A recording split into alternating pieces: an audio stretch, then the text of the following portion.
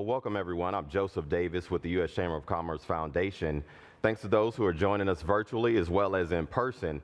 And we're excited to have you as we launch a new project by the U.S. Chamber Foundation's T3 Innovation Network. We're calling it the New Data Paradigm. We'll hear about how this can improve the quality, collection, and analysis of education and workforce data.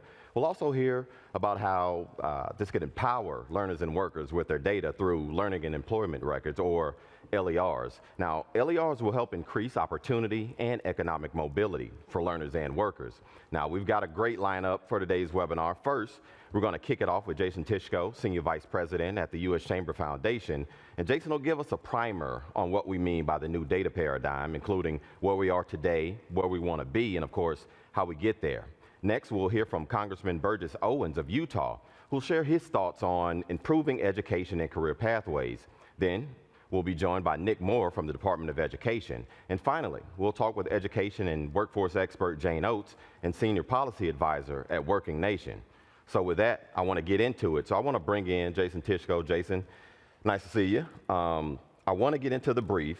I want to talk about the new data paradigm, but I want to start off talking about the T3 Innovation Network. So for the folks that may not know, could you give us a little bit about the T3 Innovation Network, which of course this project is launching under, and then maybe a little bit about what they've been working on the last several years? Happy to, Joe, and thank you for joining us for this event. This is a big day for us in the T3 Innovation Network, and just to provide a little bit of context, the T3 Innovation Network, the T stands for talent, the 3 for Web 3.0, but this is a collective action initiative that was kicked off roughly around 2018, and it's meant to bring together hundreds of partners, thousands of professionals, to really think through what are the needs for data interoperability in the talent marketplace. What I mean by that is we had conversations happening among education partners, among employer partners, government, the military, and we all use different technology vendors and data standards for how we're organizing and sharing data. But what the T3 Innovation Network really focused on was how we can exchange data across domain. So very early on, we said we're standards-based, we're use case driven, and we're vendor neutral. And where we've tried to apply our time, attention, and resources are on those collective action problems where, but for a network, these things might not be solved. So for many years now, we've been plugging away, addressing these data interoperability gaps. And one use case that really rose to the top is skills-based hiring and advancement. So yes, we want to do it, but how do we make sure the data we have enables it and the technology also enables it? So we've been working to make sure that there are standards-based approaches for how you organize your resume, how that data can be parsed in HR systems, and pretty much how people can be users of data to access economic mobility, like you said earlier. So T3's been doing a lot of different things, but it's really focusing on that technical layer and trying to make sure that all learning counts, competencies and skills can be transacted like currency, and that at the end of the day, learners and workers are empowered with their data. Got it. Now, getting into the brief, new data paradigm brief. So first, I guess, want to let folks know we're releasing it today, but I want to ask you, why now? And what came about to kind of push this project ahead? Yeah, so as I mentioned, a lot of this work has been happening since 2018 in some form or fashion, and many of the partners that make up the T3 network, the Chamber Foundation is but one, they have really been doing the work on the ground to promote this kind of data access and interoperability. But times are changing, and that's what prompted this new project to be launched. And there's a number of vectors that's driving that change that are detailed in the brief that was released today. I'll just point out a few. The big one is the changing role of the federal government. We've seen the federal government make cuts. They're reorganizing themselves. We're going to hear from Nick Moore later about the Department of Education, the plans there. We have an interagency agreement between Department of Labor and Ed. We have an America's Talent Strategy that brings in commerce. So lots of things are happening, and we know the role is changing. And we also know that there's a lot of promotion around government efficiency, and we've seen that manifest itself in the form of a lot of budget reductions. Now, at the same time, that we are changing the role, the federal role, and we are, in some cases, disinvesting in some of this data infrastructure, the demand for data is going up. So we can see that in recent activity that Congress has undertaken, where we'll hear from Congressman Owens in a little bit. But we know that there is a greater demand for data for the administration of government programs, but also for folks that want to understand the outcomes that are happening around a lot of our credentialing, our education, our training. So data infrastructure is being reduced in some cases, or at least changing, and the demand is going up. And at the same time, new use cases have emerged. For example, you mentioned learning and employment records. We really are wanting to make sure that people are empowered with data about their experiences, whether education, employment, or otherwise. And we're able to do that in incremental ways. But right now, a lot of the current data infrastructure doesn't enable it at scale. And we've keyed in that this is fundamentally a design problem. So these things and more, and not to mention AI and other technology that's proving to be truly disruptive, we just think this is a very unique moment where change can accelerate and needs to accelerate. So we really want to see this as an opportunity, and we want to seize the moment and really try to put forward some big, bold, beautiful ideas that we can actually take action around and finally empower people with data. Well, the big idea is the new data paradigm. So I'll ask, the new data paradigm suggests there's an old one. So are we still in the old one? Are we in a new one now? Are we transitioning to the new data paradigm? And I guess the other side of that one is, what makes it different? Yep. So there's been a lot of efforts underway, depending on when you want to start the clock, the last 20, 30 years, where we've been building out a data infrastructure for education and workforce data. And what I'm going to argue and what the paper argues is that this was principally built by government for government. And what I mean by that is the key beneficiaries have been policymakers that want to do evidence-based policymaking, researchers that are trying to gather better information so they can study it and put information out there for us, as well as managers who are operating programs at the state and sub-state level that are trying to use data to make better decisions for our learners, workers, and their families. And what we found is it's been a bit of a mixed bag in terms of results. There's been some great lessons learned, but we've also run into a lot of complications. One that I work on through our JEDX initiative at the Chamber of Foundations, the Jobs and Employment Data Exchange, is we have 53 different collection systems for unemployment insurance, wage records. And across all 53 systems, there isn't a shared data model or definition.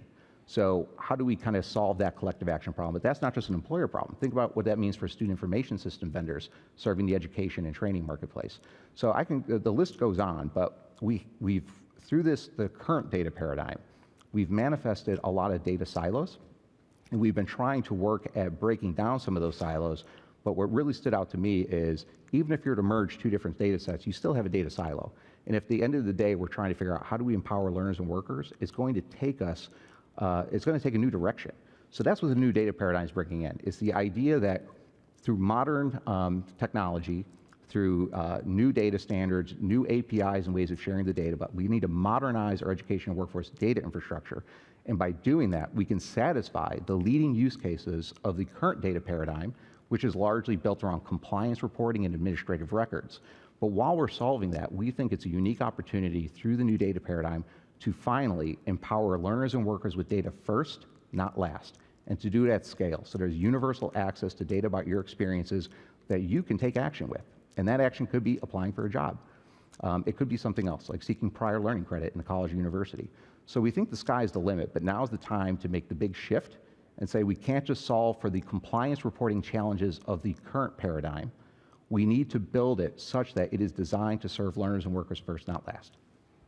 Now, I don't want to overstate it, but going back to the brief, I think there's an idea in the brief that may be the biggest idea, and that's the idea of a public-private data utility. So first, I guess, what is it? And explain to folks what that is, and then why is it important, and what role does it play? Yep. Yeah, so in the brief, we introduced this concept of a nationwide federated public-private data utility. It's a mouthful. But essentially what we're trying to get at is that metaphor of a utility. Think of it this way. We can run wires, we can build pipes that connect government agencies, that connect colleges and universities, to K-12 school districts, to training providers, to employers. And we can fix the flow of, in this case, data to those across those partners to solve their use cases. But the power of the utility concept is we can run transmission to neighborhoods, to households, to get something to the people themselves, the learners and workers, so they too are benefiting from the data that's being produced about them. So we think it's a useful metaphor. It's a concept for how the new data paradigm should operate. And if we're able to kind of break free from the current paradigm, it allows us to think very differently about what our assets look like. And these aren't necessarily just the traditional federal and state data silos and infrastructure. Now it's a public-private data infrastructure. Now it's federated across the country where shared data standards and APIs could connect all of our data more seamlessly, so it could reduce reporting burden and cost, improve the quality of the data, but most importantly of all, Joe, we can give people a little bit of data so they could do something with it. I like it. I like it. Okay, so brief is out today. Concept we've introduced. Next steps, what should we expect, whether that's related to the brief or the project itself? Yeah, so this really is the start of a conversation. And typically we put out a very kind of polished product. And in this case, we wanted to put out a working draft. And we want this to catalyze a conversation. And this conversation is going to run between now and April of next year, where we want to bring folks in who want to lean into this conversation, come in and discuss it, debate it, let's flush it out, and let's begin building what the new looks like. We do not pretend to have all the answers, but we want to bring a community of folks in, the ready and the willing, who want to come in and shape this and figure out how we can get this done, get it done affordably, get it done for the right reasons to serve the right beneficiaries, which are learners and workers themselves. So we are using this opportunity to invite a dialogue.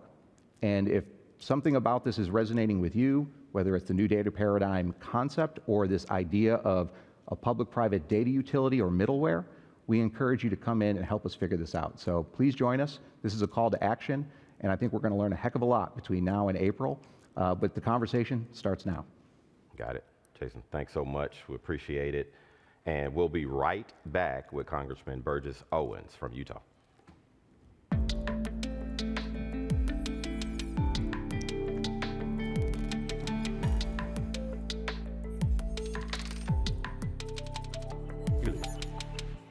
Oh, grab it.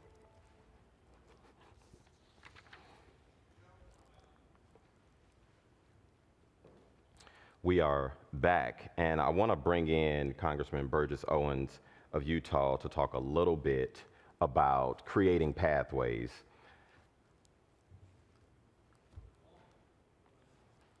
Congressman, how you doing? Yes.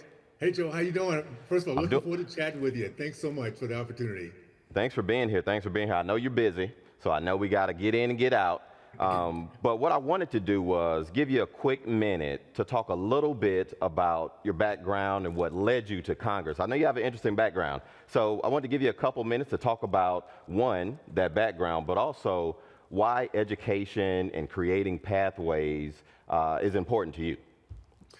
Well, first of all, I appreciate the little conversation you had with Jason. That sets the tone for what we have to get done. I've been blessed. I grew up in a very focused educational environment. My dad was an educator for 40 years at college, Florida A&M, and I grew up at a time when education was really our gateway. So for us to have a conversation now about how important this is, the founders understood this. Ignorant and free can never be, and we need to make sure that we're educating ourselves, our kids, using technology. That doesn't just give us degrees, but gives us the opportunity to go out and get a good job, get a good career, and build out into the middle class. So this is one of the most, I think, important conversations we can have. I want to thank the chamber and those, the stakeholders who kind of started this process maybe 5-6 years ago, and then had to kind of go through a period where no one really seemed to be interested. So the idea of a public-private partnership is so important. We need to bring innovators to this process. We need to know that in order for us to not only make sure our kids are prepared to go to work, but there's a workforce ready for them immediately with a lot less cost to get the education and going out and building your dreams and get into the middle class. So I would just say this is one of those conversations I'm excited about being part of. I feel honored to be part of. I think at the end of the day, when we talk about legacy, there's a lot of things we're doing right, but if we cannot educate our kids, get them prepared to go into the middle class, take those values that our country has always been about, we cannot do that, then we're failing them. And being able to use our data in a very smart way is a big piece of it. Let me just tell you where I kind of started with this, because we had a visit from Nick Saban about maybe 4 years ago. Nick Saban, of course, the coach of Alabama, one of the best in history of college sports. And he came to talk about something, not in this regard, but I linked it to what we're talking about right now. He says, at University of Alabama, we can identify a young man in 7th grade. By the time he gets to 11th grade, we can offer him a scholarship. And the reason why is that young man is aware of what Alabama offers him. Whether it be the colors, whether it be the culture, whether it be an opportunity maybe to get to the NFL, he has an incentive to want to get to that particular team because he knows that's where his dreams can be fulfilled. At the same time, Alabama has identified this young man with the talents he has, the skills he has, and they want to make sure they continue to allow him to prepare himself to come to them. So they make sure that all the advantages, whether it be the success they're having with NFL, whether it be the income, whatever it might be, that allows that young man to be self-disciplined, to pay the price, to get the education, to drive his passion to get to Alabama. By the 11th grade, it's a win-win for both. That's what we have to start doing with our workforce process. We need to be using technology, AI, the API apps, all those things to not only educate the parents, but also allow these young people as young as sixth, seventh grade to know what their passion might be, know what they really want to put their time and effort into, and what drives them, so they're self-motivated to pay the price, so they're ready when they come out of high school or when they go to four-year college, they're ready to go into the things that they want to be part of. So this is a very, very important conversation. I'm so thankful again that we can talk about a public-private partnership where innovation should be coming from the private sector. The incentives for the innovators to make this happen, to build this culture, should be coming from the public. So I see that as a big win for both of us. All right. Now, Congressman, you're obviously lead the Higher Education and Workforce Development Subcommittee in Congress. So I guess I want to ask, what's top of mind for you? And also thinking about what's in the brief, some of the issues that are brought up there. What's top of mind for you as it relates to that? First of all, the brief is something that, matter of fact, when I saw it, I started sending it out immediately. I think it's so well put together, and it gives you an idea of the vision that we should have. I would say the timing couldn't be any better. The position I'm in, and I'm on the Education Workforce Committee, is the only committee that I knew I wanted to be part of when I made the decision to come to Congress, because I know how important that is. And we have too many of our young people never having a chance to even tap into their potential, because they never get the opportunity to know how to learn how to think, read, write, and dream. So I see this, a couple things. Let's look at where we are now. We have a deficit in workforce at this point. There is 8.5 million job openings at this point. At the same time, there's 6.5 million unemployment. Now, so we're already $2 million deficit. We need to make sure we can fill that in by not only realizing, reaching back and finding young people earlier, but how about if we start to think about places where people need to have jobs. Opportunity zones is a good example. This is where this partnership, this conversation start to happen. Opportunity zones, we have 8,700 of them around the country, 31 million people represented. The unemployment rate is 14% versus what we have across our country, close to 4%. If we can figure out a way to incentivize trade or education, using this LER concept to reach into these communities and give these folks hopes that they can actually build their businesses in that area, or build their careers in that area, or move out, whatever that might be. Those are things we need to be talking about, and using technology like this that has no boundaries of zip codes, has no boundaries of states. This is what we need to start thinking about. How can we reach out to everyone that understands how to use an app, and give them the data, give them the ability to make this happen. It's going to be very, very exciting. One other thing, something called interoperability. Every state has a way of gathering data. I think it's called P20. We have to develop this infrastructure that goes across our country, that no matter what state it is, what zip code, they can access this. They can access this interstate and get on and get off when they need to. And that's really what the LER comes down to. It's an opportunity to be portable, to have personal, to be secure, and yet we can talk to all the different platforms and all the different industries from where you are, and realize what your dreams might be, and get the information you need to grow your career, do your career mapping, and know what you need to do to get to where you want to go, what you want to succeed in. And Congressman, you teed me up, so I want to stay there for a second. You mentioned LER, so I know it's a passion of yours. Can you tell us why, and what kind of role do you feel like it plays in the future of work? Thank you. LERs, learning employment records. This is probably the most important conversation we're going to have, and this was what the brief was really all about, is how do we take technology, how do we get past the limitations that we have right now to make sure that every American has access to some way of mapping their careers, finding that passion. What we found out over the last 4 years is that everybody doesn't have to go to a 4-year college, but everyone still wants to dream and be successful. So what LER does, it actually is a digital record of everything we've done, our skill set, our certificates, our degrees, our passion. And there's also a place we can map our careers to see what we need to do next to get to that next phase. So this, and it's a personal, it's private, it's something we can give to others if we want to, but it's also secure.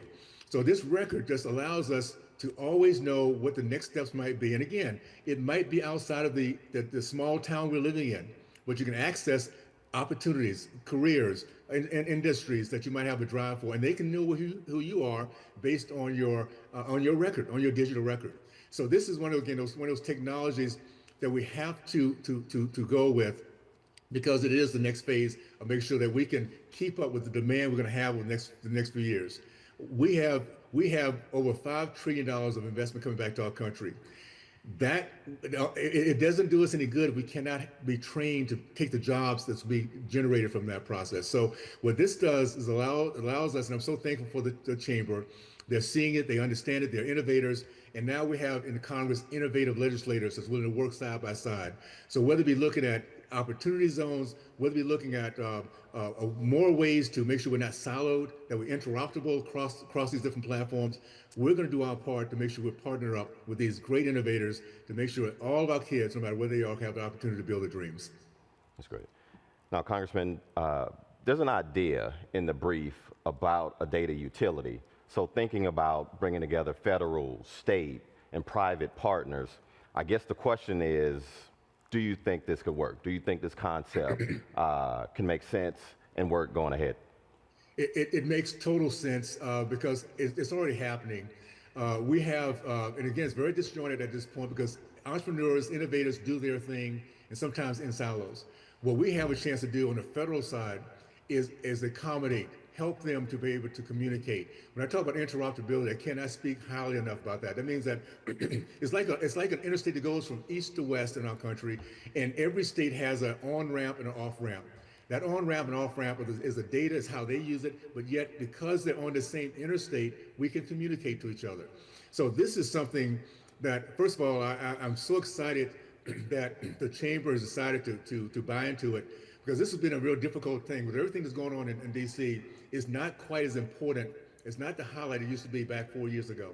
So we have the entrepreneurs, the innovators now taking part, and all we have to do now is make sure we're supporting them in any way possible. If we can allow, again, our businesses to prosper, what happens from that? When businesses prosper, our middle class grows. As our middle class grows, our culture continues to thrive and grow with it. So it's really so important that not only corporations but small businesses are thriving, and when we can educate our people, our Americans, to go into industries that is needed at that moment, in the areas that they're growing up in, knowing what their passion might be, that they'll be excited about it for their lifetime because it's something they're getting into, they know they're going to enjoy doing. So that's how we can pull this together, bring innovation to education and a workforce that we just have never had like this before. So again, I'm excited about what's happening. I think the fact we have a timeline of a year, that a lot of things will be going on, is so exciting to me also, because there's a goal that we're going for, and there's a timeline that we're working toward to make that happen. That's right. Congressman, thanks so much for your insights. I know we got to get you out of here. I'm going to let you go on this one note. Your father went to Florida A&M, and I want to let you know my father went to Florida A&M. So I'm born and raised Tallahassee, so I wanted to mention that before we got off. Thank you so much for that. I lived in the shadows, and that's where I used to go work out every single day. So thank you. It was a great experience. I was really very, very excited about being that close to FAMU, for sure. Awesome. Congressman, thanks so much for your time. All right, all the best, buddy. Take care. Bye-bye. And we'll be back with Nick Moore from the Department of Education in just a second.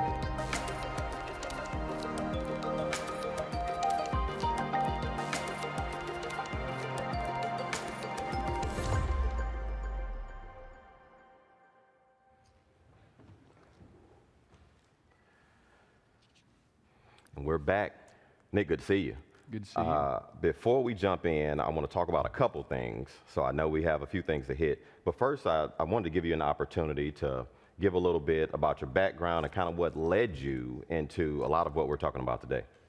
Well, appreciate that, Joe, and it's good to be with you, and appreciate Jason teeing up this conversation. Appreciate Congressman Owens laying out the vision for why we're doing this work, and I love his interstate analogy, and I think that's right, is that we're trying to reinvigorate economic, social, and geographic mobility in this country, and I think the preparation that a lot of folks in town here, but particularly governors, have done over the last decade, working with the private sector, working with trade associations, working with groups like the Chamber, have prepared us for the opportunity in this moment to make some strong, appreciable progress on increasing our nation's labor force participation rate and our post-secondary attainment rate, which had to be done concurrently. So what brought me to this work is serving in the last nearly a decade in Governor Ivey's office in Alabama. We were very excited to put together a system that brings together a credential registry, a skills-based job description generator, and a learning and employment record, as you and the congressman described, into a full-scale talent marketplace. But what we quickly realized is that political boundaries and commuting patterns in people's daily lives don't respect arbitrary political boundaries. And so the need to interoperate these systems to make sure that if I move from Alabama to Mississippi or from Arkansas to California, that I can take my learning with me and make sure that I can translate, transcribe, and transact those skills. And as Jason mentioned, to make sure that there is a portable currency that's predicated on skills. Got it. Now, you kind of teed me up there too, collaboration, connectivity.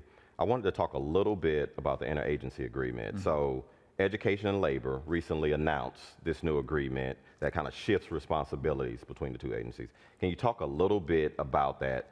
Explain to folks what it is, why it's important, what we can expect from it. Congress aligned the Workforce Innovation Opportunity Act, WIOA, as it's known colloquially, and PERC and CTE by design. And so on paper, these programs are supposed to be working together to create a seamless secondary to post-secondary talent strategy. Now, in reality, there is often limitations to the amount of integration that can happen, not because states and governors and workforce boards and educators aren't doing what they need to do, but sometimes the federal agencies calcify and we put up roadblocks. So, for example, not being able to have a consistent timeline for when the state's CTE plan versus the state's WIOA plan needs to be submitted, or not having the right level of cross-training among federal staff so that if I ask a question, I can get a consistent answer. So through this partnership with the Department of Labor, we're going to be working to make a concierge-level service, customer service regime for states and grantees, so that what we're doing is reducing the slippage in the transition points, really beginning in the earliest years of learning to where students don't know what they can be because they haven't seen what there is to be, all the way through matriculating into a registered apprenticeship program as the sort of gold standard of work-based learning. Got it. Now, one related thing I want to ask you about, so Labor, Education, and Commerce recently released a big report, America's Talent Strategy, and this is tied to a White House executive order. So what you were just talking about kind of connects to that, so the interagency agreement. How do they kind of play with each other? Like, how are they related? Well, what the president wants to do is to make sure that we don't have too much system in the money. When it comes to the federal workforce system, there's just far too much bureaucracy, and it's not designed primarily with the worker and the state's interest in mind. So we're trying to flip that script to make sure that there are fewer moving parts federally and that more money gets out the door to the states, and that employers in particular have ways to co-design training programs with education and training providers, and that we're not chasing program eligibility requirements and the proclivities of how a program is designed, but rather we're designing those programs to meet the needs of learners and earners. So this strategy lays out a number of actions, not only for the Department of Education, but as you mentioned, Labor and Commerce, because there's over 43 federally funded workforce programs across 9 agencies. So these are not the only 3 agencies that are involved, but just the primary training agencies. But the next step is to make sure we're working with other partners like USDA, HHS that manage SNAP and TANF programs, so that we can not only get people into a training program, but help them to persist and overcome what a lot of people have identified as benefit cliffs, to where as somebody is moving into paid employment, we need to make sure that as they're transitioning off of means-tested transfer payment programs, that they're able to make up for that in real dollar terms through paid employment. Got it, got it. Now I want to touch on the brief. So thinking about the brief, of course, we mentioned a little bit earlier. How does that tie into your work now and your role now? And what do you see in terms of a future, of course, thinking about what was proposed in the brief? Well, it's almost by serendipity where I think the stars have aligned to where you've not only got leadership at the federal level that understands the need to have a public-private partnership, as Jason outlined, to create a national public data utility. And what this means is that we're not going to create a cookie-cutter approach that in some ways has dominated the conversation for the last several years, to where we're going to try to require everybody to structure their data into the same ontology or taxonomy. But it's the notion that we're going to structure data by interoperating it so that an employer doesn't have to buy a new HRIS system or applicant tracking system. Your local community college doesn't have to invest in a new student information system, but we're able to make sure that these data can communicate through advances in technology like application program interfaces, like AI that can be able to parse the outcomes through a time and credit-based assertion. Now, if you look at your transcript, generally it's going to tell you how many courses you took and what your degree was. But what we need is some richer provenance and skills data behind that to say, what are the discrete skills that you earned in those experiences? And then using AI to be able to match that up with an employer competency statement, so that what we're truly doing through this work, and I think what this brief will lead us to do throughout this administration, is to do what we have only been able to talk about in sort of navel gaze on, which is to connect education and the workforce in reality. And to do that, you have to have this common credential currency, to where I can own my learning in terms of these competency statements, and whether I'm a veteran that's got a joint service transcript, whether I'm somebody that's been self-employed, or somebody that's got a PhD from an Ivy League university, we're able to reduce all of those learning assertions down to the molecular skills level. Got it. Now, at the top, I talked about LERs empowering learners and workers. Jason touched on it. The congressman touched on it. So for you, thinking about learning and employment records, is that a priority for the government? And I guess the other side of that, like, what do we need to do, and how could we make it a reality where it is something that's central?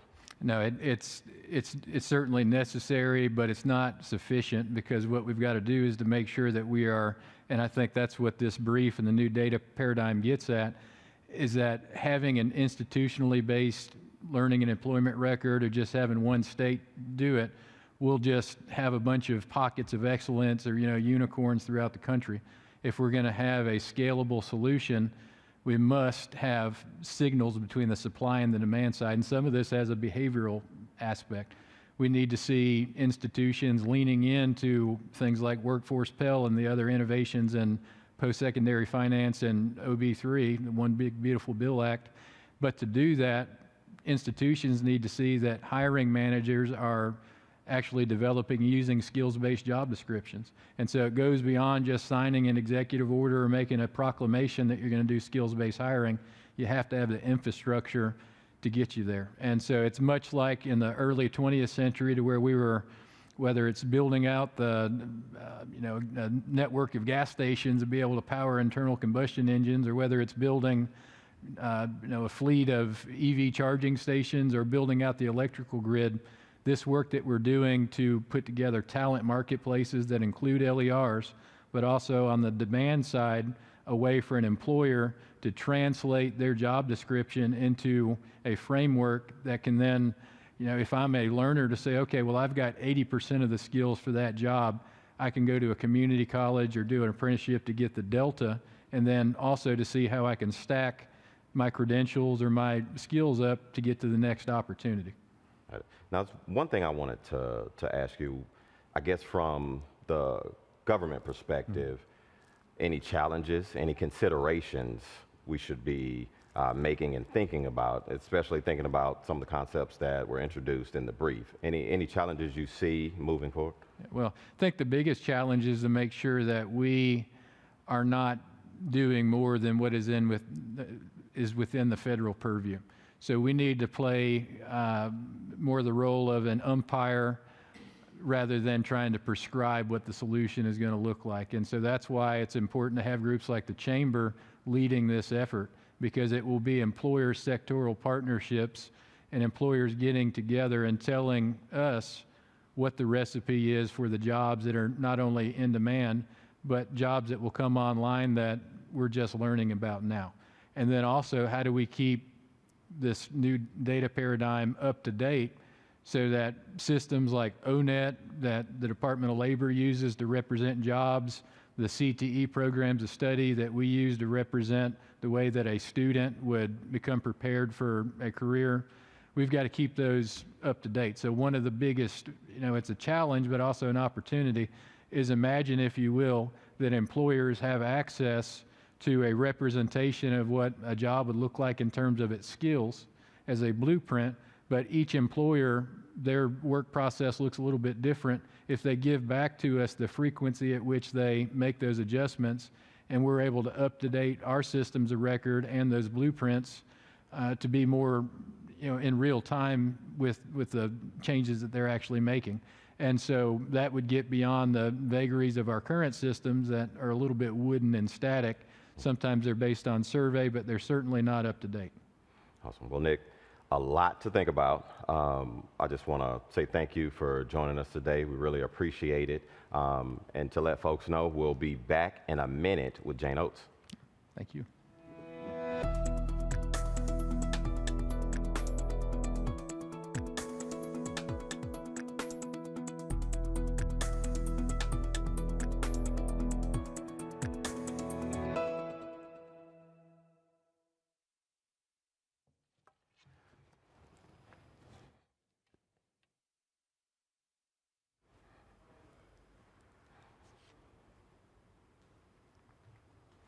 And we are back with Jane Oates. Jane, first of all, good to see you again. Great to see you, Joe. First, I want to kind of get into a little bit of your background. So, you've been a great partner to the Chamber Foundation and the business community. I know that personally and directly. But I want to, you started in the Senate in labor. So going back, thinking about that, thinking about your experience, how does that play a role in asking how does that play a role? I'm thinking about the brief released today. So a lot of the concepts and what we're talking about, what do you think from your experience, and what are you bringing into this conversation that we've been talking about today? Well, Joe, for decades, we've been talking about data-based decision making. And, I was one of those people, first as a researcher at a university, and then when I worked on the Hill on the Help Committee, and then at the Department of Labor, who really relied on quality data, wanted to see that programs were working. But the system, the siloed system, as both Nick and Jason and the congressman brought up, the siloed system that we have is a 20th century system. It's time for us to come into the 21st century, because in the 20th century, there weren't things like common dual enrollment, that high school kids were taking post-secondary credentials while still enrolled. Today, we have thousands of kids who graduate with a high school diploma and one or several industry-recognized credentials, and either go right to work or go on to post-secondary education. But many times they forget about those credentials that they earned. So I think now, instead of just and I think Jason said this as well, just making a data system that's built for researchers and government, we need to make it real for individuals and for employers. And I think that's what this brief talks about. Well, and we also talk about in the brief, a new data approach would empower learners and workers. You've heard it a couple times today. Mm-hmm. What's missing there? Thinking about the empowerment of learners and workers, where do you see, are there any missing pieces, and what should we be thinking about? I think the challenge is going to be, how do we get that message to everybody? How do we build a system that's accessible, high quality, but also relevant to real people? So who do we engage in that partnership? Do we need to make sure libraries are involved, because many people rely on libraries for their internet access? But I think the key is really going to be employers, because the common denominator for every learner is they want a job, or they want a better job. So the fact of having those employers really engaged in this, I mean, I envision large employers having kiosks in their place of business once this gets rolling. I envision this being something that you can do at fast food restaurants, that you can engage it, because it's going to be so important for employers to make sure what? To make sure that they have a great picture of what skills people have. I mean, what's the thing slowing down skills-based hiring? Employers don't know exactly what the skills are for every job. And most people, even people that are well educated, like you and I and the people in the audience, can't accurately articulate their own skills. Because the first thing you say is, I went to at Florida A&M, or I went to Boston College. That's old school. You've got to be able to talk about how you've accessed credentials that aren't necessarily traditional degrees. Things like Google and Microsoft, things like OpenAI, things like Coursera. How do you keep that all in one place? Again, for people who don't move a lot, for people who are very well organized, that's not me. As you know, with jobs, I move a lot. It's easy to keep one drawer with all your credentials in it. But for most people, mobility is a part of their lives, and keeping track of their credentials is just not happening. Thinking about the conversation I just had with Nick, I know your perspective is a little different now in your work now. Is there, what should folks know, not from the governmental side, but thinking about business, thinking about nonprofit, what should that side of the table be thinking about in terms of collaboration also, along with other partners? I think that's really an important question, Joe. And I think the thing that is most important in my mind is that everybody's dealing with a pace of change on the workforce side, on the job front, that we've never seen before. Literally, AI, we know automation changed things quickly, particularly if you think about a manufacturing floor. But AI is changing every single job. It's making us more efficient. And the school's out yet, in my opinion, on whether it's going to create more jobs than it eliminates, or vice versa. But the reality is it's changing every job. So how do we have a system that can keep up with that pace of change? Because the government system does annual collections, or in some cases, monthly collections. We should have data that's real time, and people should have access to that data. Think of the average person who has maybe 6 credentials and a degree and a diploma. They have to go to the educational institution they went to. They have to go to their State Department of Labor to figure out how they get all this stuff. People don't have that time anymore. They want to apply for the job today and be able to qualify for it by the end of next week. Now, I think about your work at Working Nation, thinking about some of the stories you tell about education, about employment from individuals in communities. Thinking about this new data paradigm, what kind of role could that play in some of those stories that we see and hear? I think it could change them dramatically, because so many times when Working Nation would go to a place, our filmmakers, our journalists would talk to people didn't know what the opportunities were. People didn't understand labor market data. And certainly, even programs, if you think when we've done a lot of stories about programs with nonprofits, with employers, with community colleges, with four-year colleges, and they couldn't access wage record data. So they could never really talk about the outcome data that human beings are most interested in. How much am I going to make at that job? So they always relied on self-attestation. So you finished my program, and I would write you an email 6 months later and say, we know you got placed in job X. How are you doing now? How much money are you making? First of all, the response rate was always really low. Anybody who's honest will tell you that. But the other piece that people aren't honest about are they giving their pre-tax salary? Are they giving their hourly wage? They're confused. And so forth. That means that the data they get back is a mismatch. And they can't clearly articulate to new participants, people who successfully complete this program go on for these job titles and make these wages. This new paradigm will shift that. The learner will get all the information that they need to make the right choices about where to take a job or where to go to fill the gaps in order to qualify for the job they want. Got it. Now, this is the good one that I want to hear from you on. Uh-oh. Thinking about public-private collaboration. Could this work rise above the politics of our time? You know, that really is the million-dollar question. Because, you know, when Nick talked about, and the document that they put out is really thoughtful, and I think it got a lot of positive response from both sides of the aisle. But I think the reality is we've been there before. You know, in my time in the Obama administration, we worked hand in hand with the Department of Education doing the college, what became known as the TACT grants. You know, for 2 years, you couldn't tell where education ended and ETA began. So what happened in the last 2 administrations since Obama, it kind of went by the wayside, that partnership. So I'm hoping that now they have a formal agreement. Hopefully they'll hold themselves accountable to that formal agreement, and we'll get great data about that. But I think more importantly, moving this to the governors care more about efficiency and speed than the federal government does. Everybody cares about quality. Everybody cares about protecting personal information. But we need speed now. We need to make sure that people get access to this information as soon as possible. Because I really thought it was interesting when Nick brought up the labor market participation rate.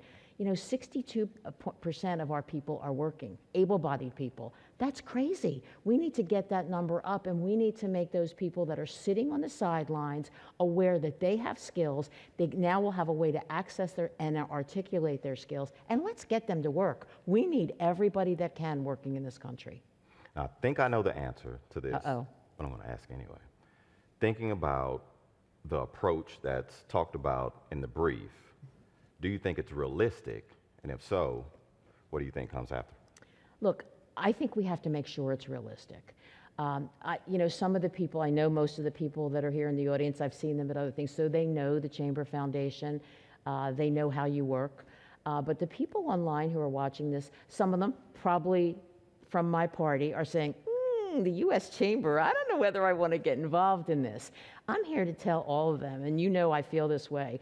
Nobody's more navy blue than I am. But the reality is, Jason was sincere when he said get involved in this. If we can get people from all sides, every kind of stakeholder involved in the development of this, then it will be harder for it to disappear because we'll have so many people buying in.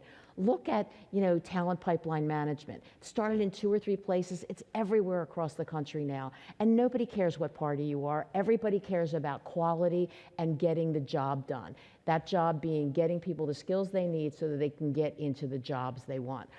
I think if we do this right, if we all say, push the envelope on this draft is really that. And while Jason's last name is difficult to spell, he's very easy to find. So everybody should find him. Joe is much easier to spell. So if you can't find Jason, find Joe. I mean let's slow down on telling folks to contact me, okay?